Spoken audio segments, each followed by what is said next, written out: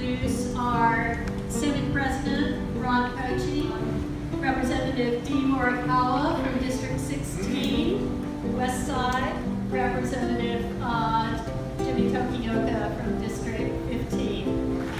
I know they have things to tell you about a over $14 billion budget that was passed for each of the 2 years of the biennium, 233 bills, $181 million in CIP funds that are coming to Kauai, and anything else they want to talk in here. And here is Representative Nakamura, District 14, North Shore and East Side.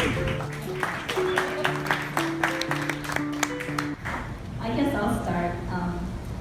Recently, I have been moved up to a different position for next session, and it'll be the majority floor leader, which takes me out of chairing human services, which is really an area that I have grown into and I really love.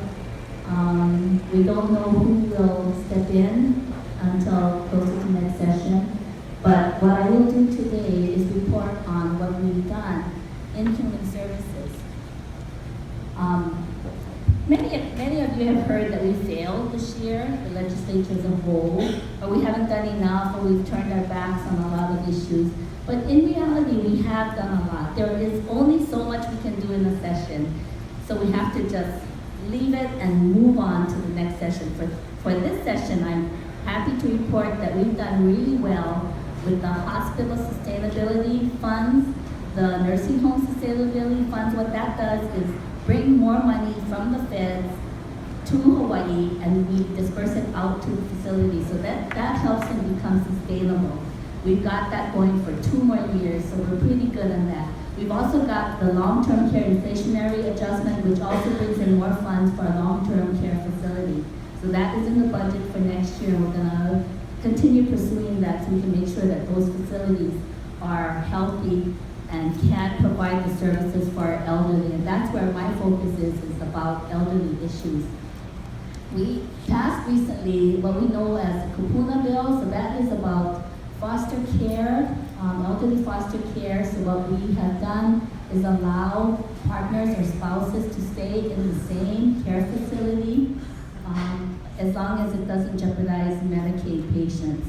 So that's a big accomplishment because we have been trying to do that year after year. Finally, we have done that. So if you want to stay with your loved one for the rest of your lives, that is possible today. Okay, we also have for human services the Kupuna Caregivers Program. Now, this is first in the nation, so a lot of people are going to be looking to Hawaii to see how that's going to work.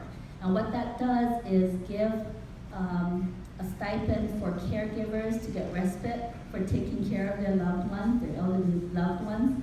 So we have funded that next year to at least begin the planning of it and to figure out how we're going to implement it. Next year we'll have to come back to actually fund it.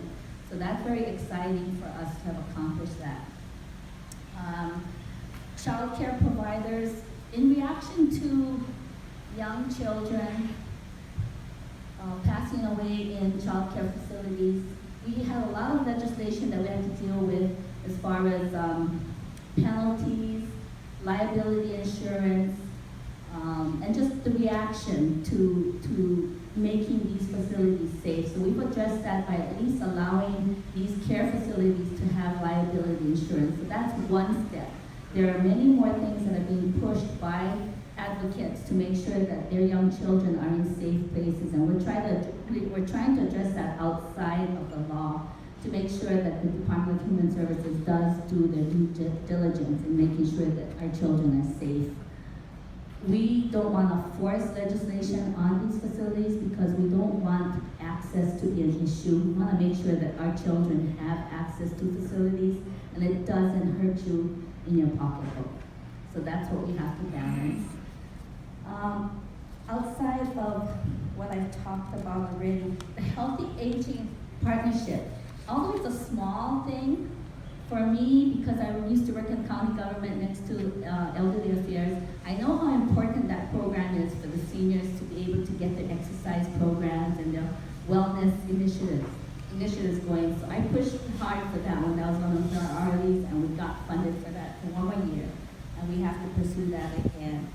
I know for you guys, business people, human services type issues are not important, but it is in the long run because it keeps our community healthy. But thank you, that's all I have, and I'll just be available for questions afterwards. Hello everyone, I'm James Konani Tokioka. This is my 11th term in the State House of Representatives, and I want to thank all of you who have given me the opportunity and the honor to serve you. I want to thank Pat and the Lihue Business Association. I remember when we first started this about 8 years ago for the update, legislative update. I think there was like, I don't know, 15 people. Seriously, there was a small little group of people and we were mingling up amongst everyone. And look at it today, there's a lot of people here, so we really appreciate you folks coming out and asking us questions. And you know, I can talk a little bit about some of the things. I will say that in the 11 years that I've been in the State House, this was probably the most frustrating legislative session that I've ever experienced.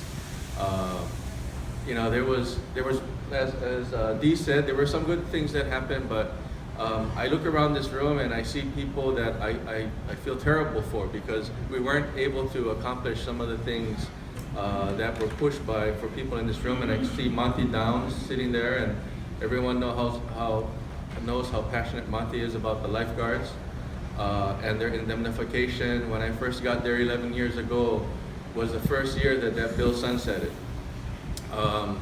As some of the people that are in the legislature, former Representative Kawakami knows, we fought hard for that bill, and part of it is in the last 15 years since the lifeguards have had indemnification, nothing happened. No one sued, no one got injured that caused a lawsuit like that. But what does happen with this indemnification, and I spend a lot of time talking to the lifeguards when I see them at the beach and in the office, but what does happen is without this, some of them are going to feel gun shy. And you know, it's not like a lot of them that are working as lifeguards or make a lot of money. I think the Kauai Lifeguard Association has done an excellent job. I remember when we first started, Monty said, and Kalani Vieira and Chief Westerman said, you know, what we need to do is we need to think outside of the box. And we need to create an organization so people who want to donate money for people who are saving our lives or visitors' lives and locals' lives, we can help them. So they started with a small get-together, and then it got bigger and bigger. And Monty, what year is it now? Is it the 8th year that you had your thing? 5th year? And many people donated money because, you know, if you think about this, if you go out here and you get in the ocean and you get a cramp or you're drowning and you're struggling to get out there and the lifeguard comes out, what happens, and I've seen it before, I've talked to the lifeguards before, what they do is they're going to jump on the person that comes and they're going to start taking that person down. And that person is the lifeguard. As Monty knows, he's an ER doctor. So that was one of the things that, you know, hopefully we can address differently than we did this year. You know, I see the Honorable Ezra Kanoho sitting here in front of me. One of the things that changed in the way the GIA grants were distributed in the House was that the focus was going to be on lump funding some of the charter school projects. Ezra has been a board member at Kauai Reps, right up the road here. Sorry, I was thinking about Kami Kupono, who had their graduation. Did you sign it? Yeah. So, you know, one of the things that we were trying to work with them on the last 3 years was a facility for their cafetorium. It was a cafeteria and auditorium together, and a solar project to help that charter school. But the decision was made to go into the direction that it would be lump funded. The Charter School Association would be distributing the funds there, and they would have to go through that process. And that was kind of disappointing on my end for the district that I represent. You know, when it came to the veterans, what we did was we worked with the missile base. There was some concern from one of the legislators from Maui, and Captain, where is he? Right there, Vinny. Captain Vinny was kind enough to come to the legislature and explain some of the things that happened out at the base there. And you know, some people that don't know what's going on in Kauai, they start thinking that, well, we got to do this and we got to do that without talking to the leadership at the base. And Captain Johnson was very, very helpful and supportive in doing that. You know, Pat talked about the number of bills. That number is about the same. But, you know, the rail situation. How many of you were following the rail? Okay, so one of the things that I was really disappointed about is that we weren't able to pass anything. On sine die, I think the Senate, and I know Senate President will probably talk about it, passed an amendment, a floor amendment, that extended the GET for 10 years. How many of you, when you go to Oahu, realize that you're paying an additional 0.5% on your GET when you go to the restaurants? So you actually feel it when you pay for it. Okay. The majority of the people that I spoke with would have rather seen that extended rather than not extended and use the property tax or an increase in the TAT, because I guarantee you, if the TAT went up when people from Kauai and people from Maui and Hawaii Island go and visit Oahu, you're gonna feel it when you see the additional tax on the TAT. And then it also rolled down over to the residents on Oahu, and I just didn't think that that was the way to do it. Obviously, compromise is something that we're gonna have to look at with the Senate and the House on how we resolve that issue. But rail, in my opinion, took up a lot of the time and the energy in the legislature. And it was unfortunate because, you know, a lot of other things got held hostage, if you want to say that, or we weren't able to focus on other things that, you know, we would have liked to have passed because rail took so much time. I'm gonna keep it at that for now because I think what's important is that we hear from you folks and we hear from all the questions that you folks have. But once again, I appreciate the opportunity that Pat, you and the Lihue Business Association gives us every year to come and talk about the things that happen in session. So thank you very much. I just want to thank you for the privilege of serving in the state legislature this past year. I really want to thank my colleagues here who helped me through and offered a lot of their support and advice throughout the session. I wanted to really pick up on the work that Derek Kawakami did while he was in this seat. And a couple of things that I'm very proud about is passing the Rose Ring Parakeet Bill. That will help to really take a hard look at how we reduce the population of these rose ring parakeets that are impacting the ag industry on Kauai, impacting the visitor industry, and impacting a lot of the properties where we have royal palm trees around. And it's spreading throughout this island, and I think the work that we do, the research that we do to address this issue will benefit other islands as these populations grow on other islands as well. So I also followed up on one of former Representative Kawakami's priorities, which was bringing additional resources to the Waiakea Canal, Lihue, where a lot of boaters, recreational boaters, and a lot of businesses cannot use the Lihue because of the sand issues there. And so we were successful in getting $1.7 million to do the dredging, to do all of the deferred maintenance that's needed to make this boat ramp usable.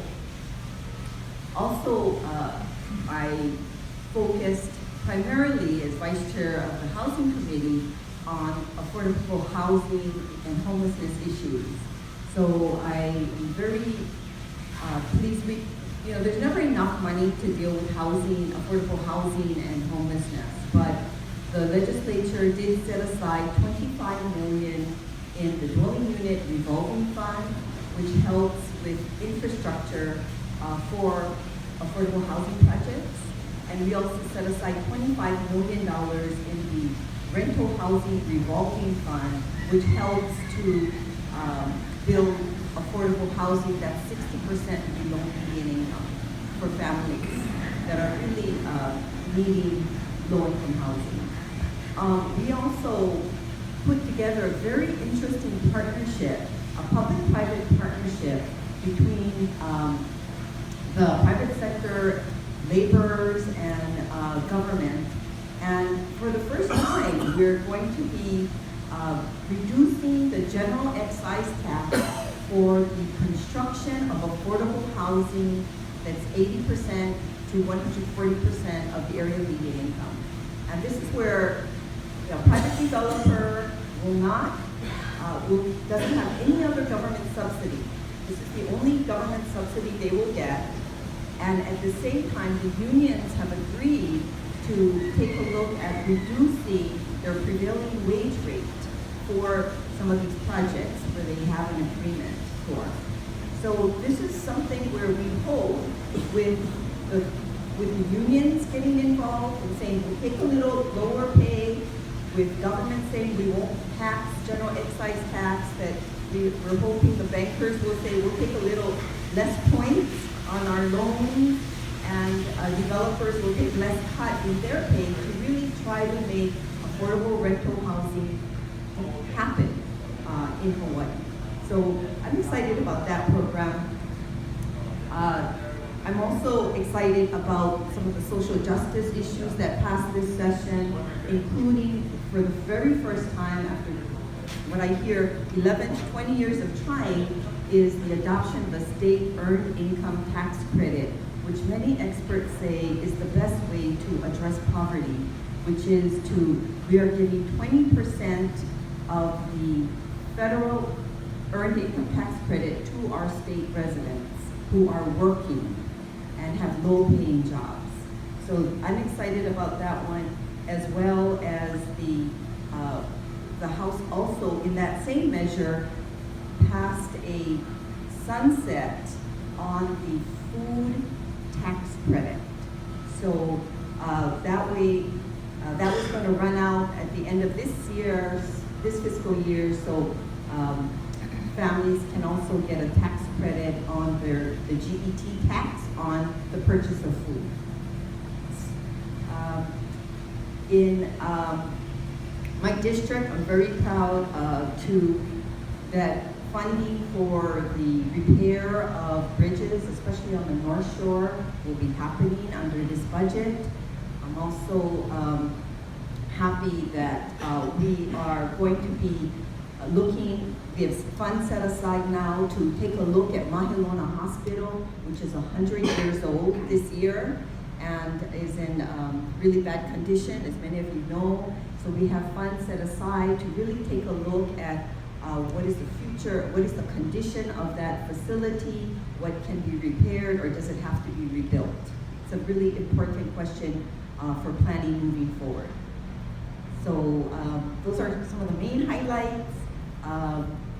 One other last thing is funding for the Kilauea Ag Park, which will bring water to that site so that we can have further opportunities for agriculture on the North Shore. Mahalo. The first thing I'd like to say, after thanking the Lihue Business Association for the opportunity to get so many people together in one place, is I see my primary job as being a conduit or a place for you to get information and for you to get assistance in going through the legislative process. I have been pleased to hear from so many people about how excellent my staff is when they've called to the office, to get the follow-up when you come to the Capitol and visit, the way that you've been treated, and be sure if you come, especially unannounced, then you let my staff know that you're visiting from Hawaii, and they know that no matter where I'm at, as long as I'm in the building, find me and let me know someone from Kauai is present. I know how much the airline tickets cost with the amount of time that we fly, and if you need to get a rent-a-car or catch a taxi to get to the Capitol, and I will make sure that you get to see me. It may be 5 or 10 minutes because we've got a booked schedule, but you will not get an answer that he's unavailable because you don't have an appointment. And I think I've done a good job. I know Captain Johnson came in unannounced, Felicia walked in unannounced, Dr. Downs, you turn around and he's there unannounced. And, you know, but we make the time to do it. I just had 2 quick points. Last year I came and said that we got $5 million to make sure all of our students are connected, and I'm pleased to report that last week, Principal Angwai at Waimea High School got called from the DOE and they've encumbered the last of the money. Waimea High School is the last of the 15 public schools to get all of their internet connectivity, wireless, and they've gone from the hub and they now have each school individually hooked up, and they've increased their bandwidth so that our students will have the resources they need to succeed. Obviously, for people in business to have students who are coming out of school that are trained and capable to enter the workforce is critically important, so this is a great tool. The second thing I was reminiscing a little bit about, I served on the county council for 22 years and 3 years on the first elected KIUC board. And one of the requirements to be on the KIUC board is you need to take the 15 credits by the National Rural Electrification Association. And in those classes, you learn how you deliver, how you created the financial sheet. You learn skills about making decisions in the boardroom. But as we have seen us moving more and more towards renewable energy goals, it turns out the KIUC experience that I had has really given me a great background to deal with the issues we're confronted with today.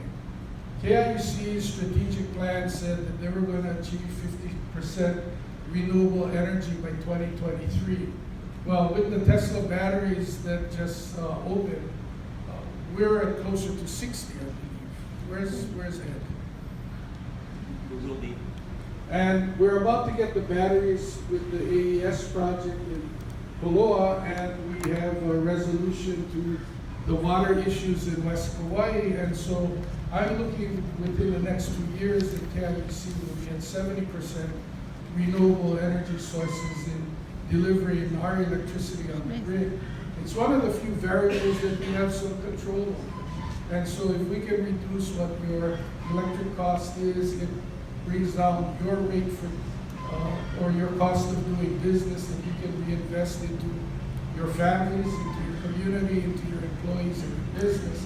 And so the work that KIUC has been doing has been fantastic. I don't think they've been getting enough kudos, but I can assure you when I go to national conferences, as soon as I stand up and you ask a question or kind of describe what's happening in my district, immediately they go, oh, you must represent Kauai because it's KIUC, and KIUC at almost 60% is ahead of the other 3 helpful companies, which are at about 40%, I believe, right now. And that's the difference that we have at the cooperatively owned utility. I see former directors like Derek Okami, Jim Mayfield was a former and back on, and so it's been real exciting what's happened. But I'm like Jimmy, I came here to really answer your question, so I'm not going to go on and on. We've had several press releases detailing bills and detailing the CIP, so I'll open it to questions.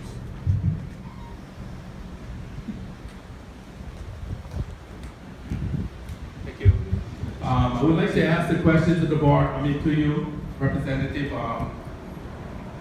Instead of, I believe, instead of just depending on collecting taxes from the people in the sense of taxes and property tax intakes and fees, what do you think about generating revenue in the economy, and instead of impacting the environment immensely, if you try to encourage like electric cars, windmills, generating power with the windmills, and all these solar panels, you think you're not impacting the environment. You have to think of the process from when you have the solar panel, where does the solar panel come from, and where does it harvest the materials or the resources, all the processes to the final product, they impact the environment whether you like it or not.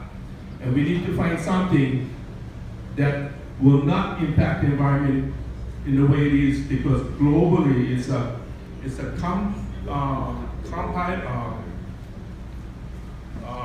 collective of all the things we have done for many, many years. And if you think you're going to be collecting taxes to finance all your things, which you're already having those tide waves and all the different things, it's going to be worse. It's a guarantee. This is part of science law, how they work. So how can we have an economy that will not impact the environment? And you cannot tell me all this industry doesn't impact it. That's not true. That's foolishness. Thank you. One of the bills that the legislature passed this session was a bill that tries to expand the strategies and mechanisms to reduce greenhouse gas emissions statewide. And this would be in alignment with the Paris Agreement.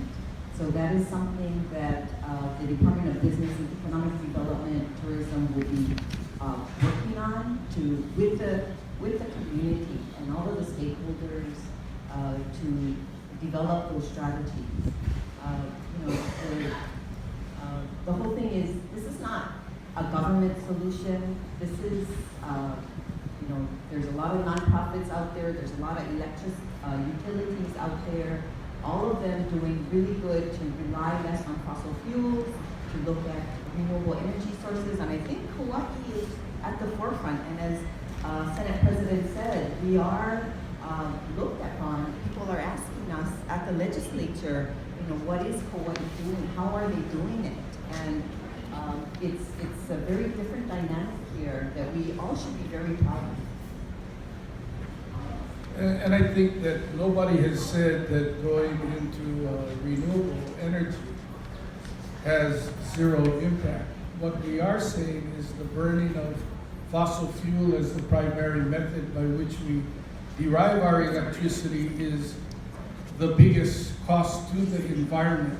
So we are striving to find alternative ways to generate electricity that have less of an impact than burning the fossil fuel. But will the net effect be zero? Never. The other bottom line that we are accepting today, and you can agree or disagree, is that you cannot be a modernized economy and deliver the kind of economic development you desire without electricity. And third world countries are asking for the assistance of the United States and other countries in developing power for them so that they can bring their rural areas into the modern world and they can create better economy than they are utilizing today. As far as driving economy instead of increasing taxes, that's certainly something we strive for.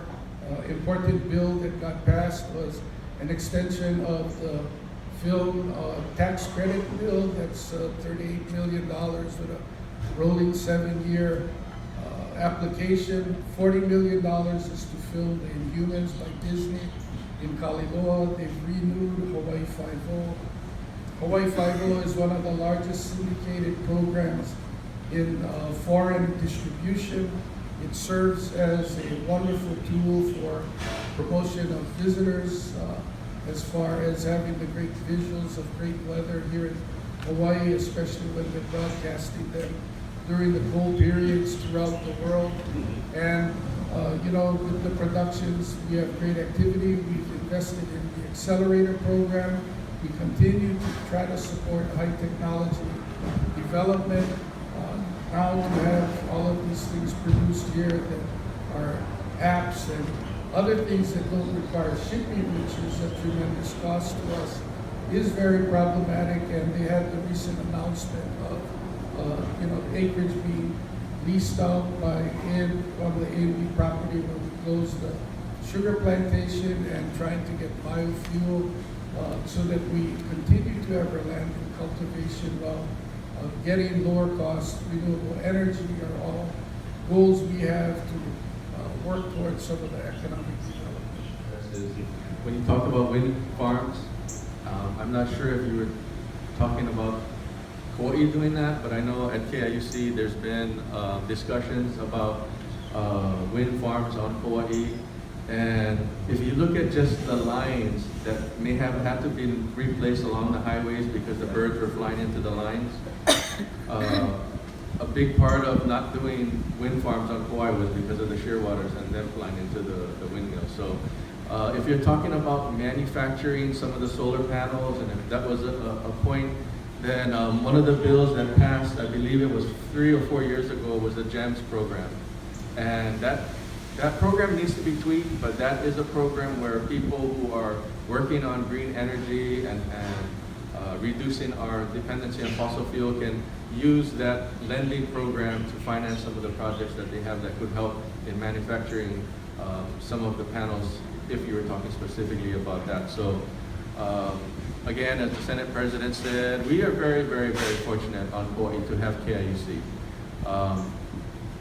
Actually, Senate President and I were on the County Council when KIUC was being formed with Jim Mayfield, Greg Gardner, and others.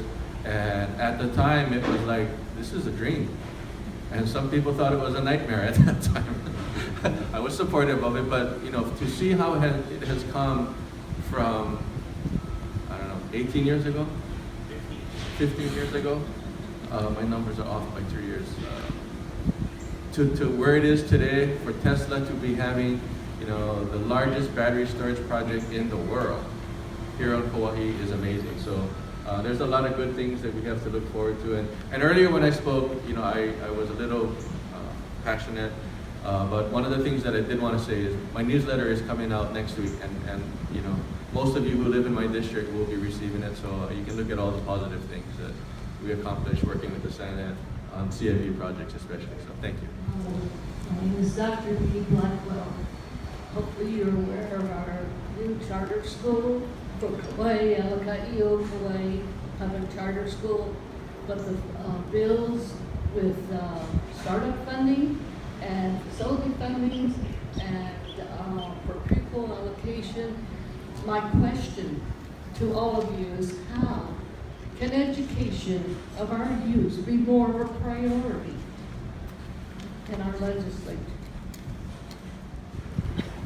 Everything is a priority in the legislature. Education, human services, health, everything. We take everything to heart.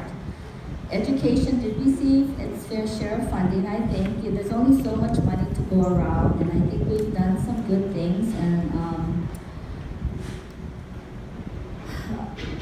I don't sit on education, and I know there was a change in the committee chairs, so I can't speak to that. I don't know if any of my other colleagues are in education. No. But, your statement, we do take everything to heart. Everything is important to us.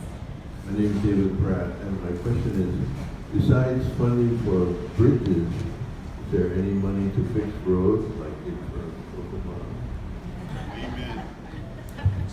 Mr. Pratt, the answer is yes. And if you're talking specifically about the road in front of Cocoa Palms, I know part of, when the state highway division gets funding for road projects, what they do is they look at whatever is happening construction-wise in that immediate area. And because Cocoa Palms is on part of the area to have construction with heavy trucks going back and forth, they may be waiting till after the construction of the hotel is taking place. I'm not sure. I'm not sure that that's specific to that to that region, but we will send in a communication on specifically that area in front of Cocoa Palms. So thank you. Okay, I just want to clarify that the funding for Cocoa Palms, the project is supposed to begin next year. So they are finalizing design of that improvement, basically from the beginning of the bypass, Kapaa Bypass Road to the Wailua Bridge. And that project is in the works. They had issues going above ground, with above ground utilities, below ground utilities. Finally, it is going to be above ground utilities. And so that project is in the works. And we are going to be having a town hall meeting on June 20th at Kapaa Elementary School at 6 o'clock to 7:30 to talk about all of the State Department of Transportation improvements through the Wailua-Kapaa corridor. And I want to invite anyone who is interested to attend. Say the date again. That's June 20th, 6 to 7:30 p.m. at Kapaa Elementary School. Aloha.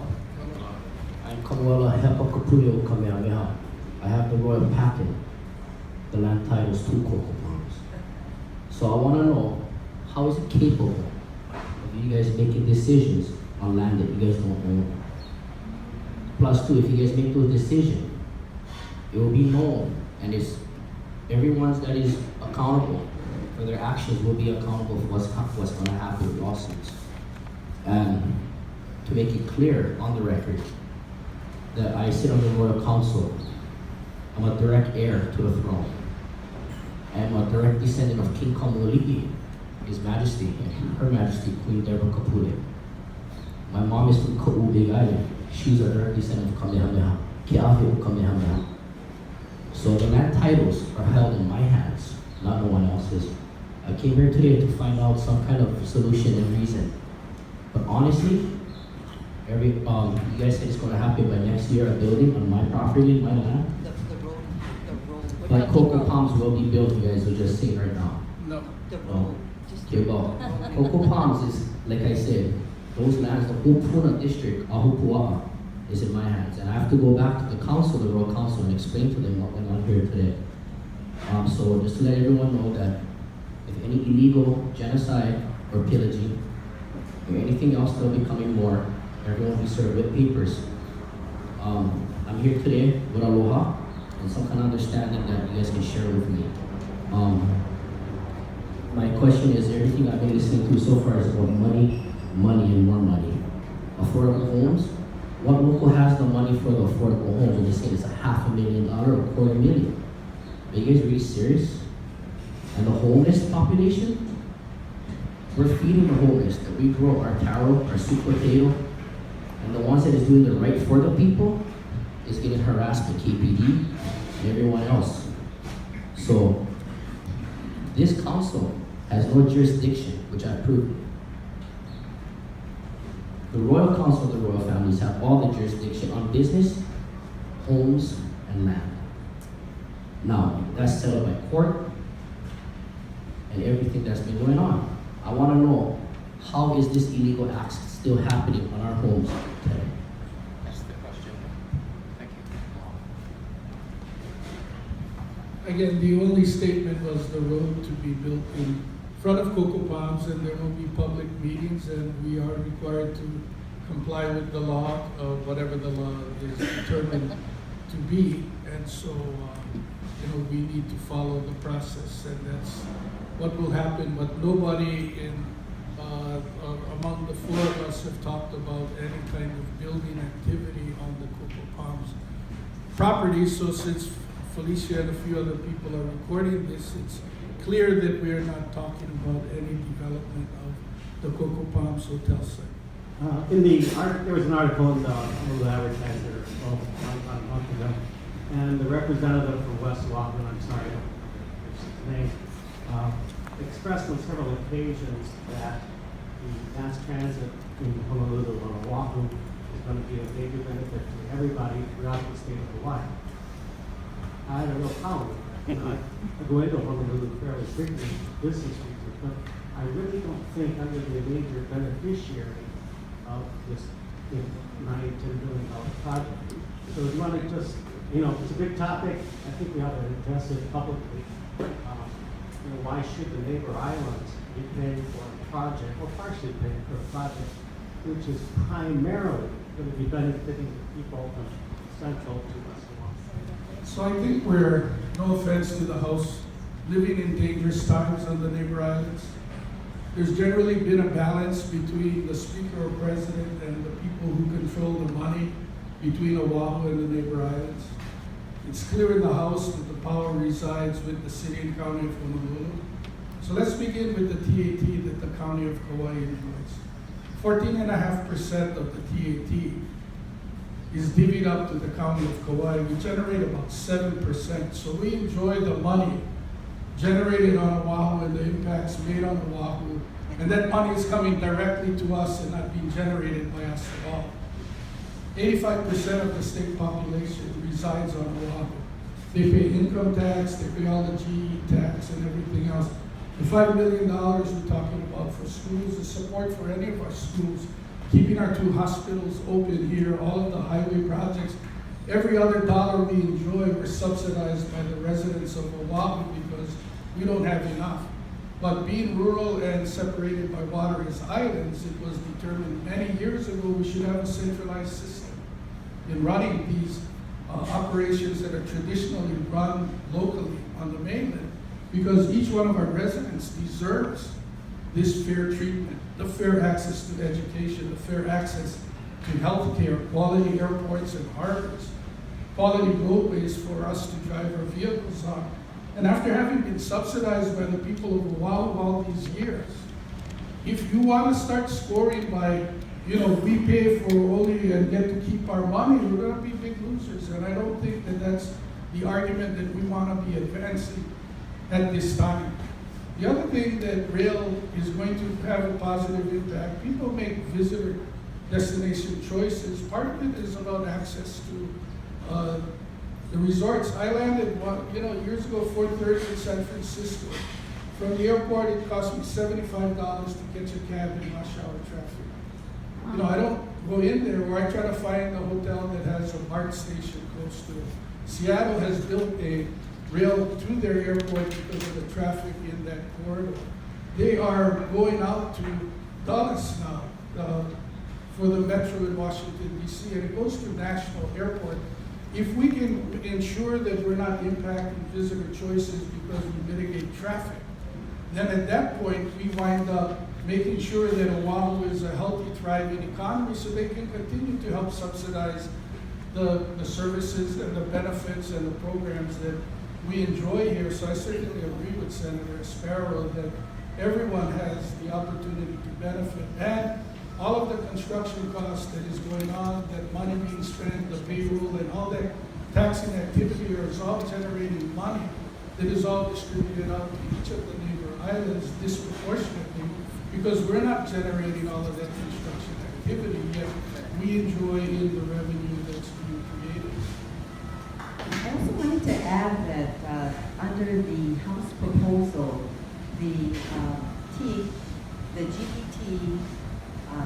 extension was for 2 years, increasing the TAT 1%, but also increasing the TAT portion for the county from 93, for all the counties, from 93 million to 103 million. So that, rather than take a reduction, we would maintain the current level of funding through TAT. So that is something that is in the House bill. So the other piece of it is that the GET bill, the rail bill, also gives the counties another shot at the authority to institute a surcharge, a GET surcharge for transportation improvements that could go toward the county roads and bridges and transit. So Jim, I will tell you that I've spoken with many people about rail because, we live on Kauai, rail's not on Kauai, rail is on Oahu. But many people who have to go to Oahu for business meetings, for pleasure, where they want to go to Ala Moana and shop, we prefer they shop here, but if they're going to go to Ala Moana, they can catch the rail. A lot of them go for medical reasons, and a lot of times the insurance doesn't cover the plane fare or the transportation to and from the hospital. In some cases, in some insurance plans. So some of these people have told me, if it's there and it's going to go where I'm going, then I'll use it. So from that standpoint, you know, I support the rail, and I think if you look at the choice between extending the GET, as I said earlier, or you know, putting it on the ratepayers or the property taxpayers on Oahu, where there's hotels, residents, and the like, or an additional 1%. The first draft in the bill was 2.75% to the hotels. So if you go and you stay in Honolulu and you stay in a hotel, that would have been what the hit is. That proposal is no longer on the table, but that proposal came up at the last minute during session, 2 days before Sine Die. So, you know, we as a delegation have worked very well together, and we want to make sure that, and we all fought hard. I can say we all fought hard for the lifeguards, and we all fought hard to keep the TAT at the 103 million. Choices were made that weren't the choices that we would have liked to have seen, but we did stand strong with the people from Kauai on those particular things. But to address the rail issue, Jim, that's my personal opinion, and I've spoke with many people about that on this island. To Mr. Hepa, your comment about where we stand, this is the legislature, the council. I don't know if you're doing a presentation there, but I know your case is in court, and I just read about it the other day, so that's the process that I'm sure will address your title and everything else to do with Coco Palms. Thank you. And I just wanted to add that it's not just neighbor islands that may have an issue with the rail, because actually we could use it more than most of the residents on Oahu. There's a whole bunch of people on Oahu that are angry because they will not use the rail on the other side of the island. So you have to consider that, but they're willing to make the sacrifice today to try to get that fixed. And that's why the House would have a problem extending the GET so many more years into the future. We want to end it as soon as we can. We want the rail to get their money today. And that's what our amendment pretty much did. Thanks. One of the things we heard before we get off the rail conversation was that there was such a split between the proposals from the Senate and from the legislature. And I'm wondering if y'all can talk about that a little, how that is going to be reconciled. Prayer. You know, as we're getting down to the end, certainly personalities also came into play. The Rush to End conference by itself is a stressful period, so you know, put in a high stress situation, discussion about projects and personalities, and as you can see, both chambers made major decisions about changes as to who was going to be in leadership roles. And you know, as it was reported in the news, you know, we really needed to get out of that building, get away from each other, go back home, take a deep breath, and see if we weren't in a better environment to have rational discussion. One of the most difficult things, I believe, and this is speculative on my part, is underlying a vote for rail in the House was always the possibility that Speaker Suki, who was a strong supporter of rail, then may have gotten enough votes to wrest the power away from Finance Chair Luke and Majority Leader Saiki. With the vote they took on the last day and installing Scott Saiki as Speaker of the House, a vote on rail now in the House is simply a vote on rail, but it won't have that implication for potentially reorganizing the body. On the Senate side, it was clear our lead negotiator, Joe Tokuda, had a different opinion from a large majority of the caucus in the Senate. And so our opinions may not necessarily have been heard as clearly as we would have hoped. The House maybe was not getting the best information about where they needed to meet halfway with the Senate to reach an agreement. And it's my hope that we're now in a place that we'll be speaking with clearer voices. The information will be honest and upfront. Everybody knows where the votes are and where we need to get to if there is a middle. And I can tell you, 2 weeks ago, I spoke twice with Speaker Saiki. Last week, I spoke twice with Speaker Saiki. He's with several House members on an education tour in Taiwan this week, and I expect that I'll be in Honolulu speaking to him again, and we've just been exchanging some of our positions for each of our caucuses, and at least for now have agreed that there is an opportunity for this discussion to continue soon. You know, we're agreed that we'd like to use Wes Machida, who is the Director of Budget and Finance, and the numbers that he's generating as the numbers that we will make our decisions based on. There has been much talk about whether Mayor Caldwell or Hart have been truthful about their numbers. But what isn't universally understood is that you run a model that they call not stressed, and it puts a 3% and 4% assumed growth rate in, and then you put in your numbers and you figure out if you're financing debt, and then you come out with what is the cost you need. When you go to the Federal Transit Authority, they make you run what they call a stressed model, which assumes a lower growth rate to say if all the worst case scenarios happen, will you still be able to meet the obligation, and will you generate enough money to make the payment? And then you run that model and it comes out with a different number. And so if Hart talks about this particular number and it was the stressed model, and then somebody pulls out one of their reports and it's the non-stressed model, the numbers won't match up, and then you say they're a liar, and the personality thing starts going. There's no rational understanding of everybody in the room needs to agree what baseline we're going to use so that we're all talking about the same number, and we'll apply a formula that will work for that.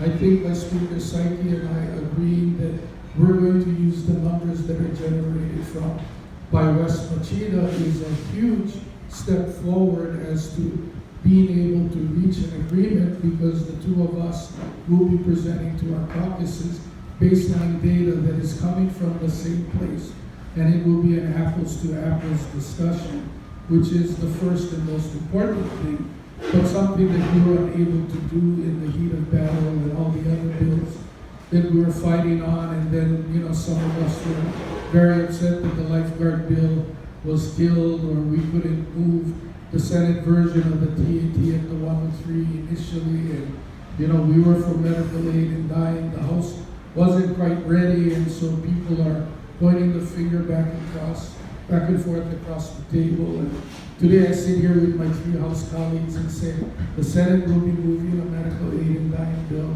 again, or we'll have the bill in conference, and if there are some additional safeguards that you feel are important, you've got the interim to work on them, and we are forgetting what happened last session. We're just looking at what is a bill that we can all agree on and we can move forward with. And that's, I think, the important thing. And so we are in the discussions yet, and I'm optimistic that we will find the middle path and come up with a solution. The other thing Speaker Saiki and I have agreed on, if we do come back for a special session, there are a couple of other bills that we can consider if both sides agree. And we both agreed that we want to restore the TAT from 93 to 103 million. So I'm hopeful we find a solution for real. For the County of Kauai, in balancing their budget, they use just about 1.5 million of the operating reserve. County of Kauai gets 14.5% of the TAT.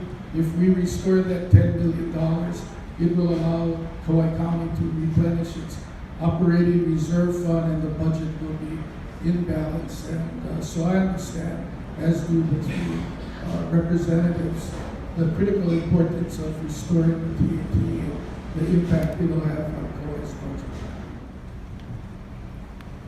Yeah, hi, I'm Monty Downs, and I have one comment, one question. My comment is to thank all of you and Derek for the work you did on the lifeguard liability bill. as you mentioned, Jimmy, we've been very comfortable with this Act 170 in place for 15 years. Everything went well. There were no suits. There were no drownings at KA. And so we were quite blindsided by some powers that surfaced and that have been kind of in place for a few years. But this year, the right players were in the right place at the right time. And so the bill was defeated, but not because of lack of effort by each one of you. And I know that personally because I communicated with you a good deal about it. My biggest fear, I thought it was a huge risk to take away this Act 170, the risk being that counties would decide to pull back their lifeguards from the state beach parks, namely KA on Kauai. And it was a gamble that the trial attorneys took. I'm happy to report that Kauai mayor has gone ahead and decided to keep the coverage at KA. So in a way, their gamble won. We're not pulling our lifeguards. And I'm very thankful of it. Just day before yesterday, a woman not in the water on the beach collapsed and died. And at KA, and our lifeguards were there instantaneously with a defibrillator, brought her back to life, and she's up and smiling and walking and talking and happy. So losing the lifeguards would have been terrible. And thank you for your work on it. And I do have to take this moment to thank the mayor. My question is, I was really happy to see in yesterday's paper about $5 million juvenile adolescent mental health facility coming into place. Was that anything legislature, or is that outside the legislature? Put that in last year's. I'm sorry? I put it in last year's budget. Oh, good. Okay, right on. They're finally getting the Permits. that was priority for the county last year, and we put that in last year's state budget. What you read is now the application for the building permits. They've got the design done. I've talked to the mayor, and I've talked to representatives of the Weinberg Foundation. The county currently has $1 million grant application into the Weinberg Foundation to seek additional assistance in supporting the drug treatment mental adolescent facility. Thanks so much to all of you, all four of you, for your hard work. And I know I've had the experience of coming home late Friday nights and see you at the airport with some frequency, and we appreciate the work you're doing, even if we don't always agree. And thanks to all of you who came today, Senate President. And I guess, although we didn't say it out loud, we're the smallest delegation at the state legislature, with only 4 members out of 76. So our only way to be effective is for all of us to work together. And I hope, listening to the 4 of us this morning, we've reinforced the fact that we're able to find the common ground, and when we can work together for Kauai, put that best effort forward. And there's no way to succeed with only 4 of us if it's not with mutual cooperation and working on your behalf. And so I really enjoy working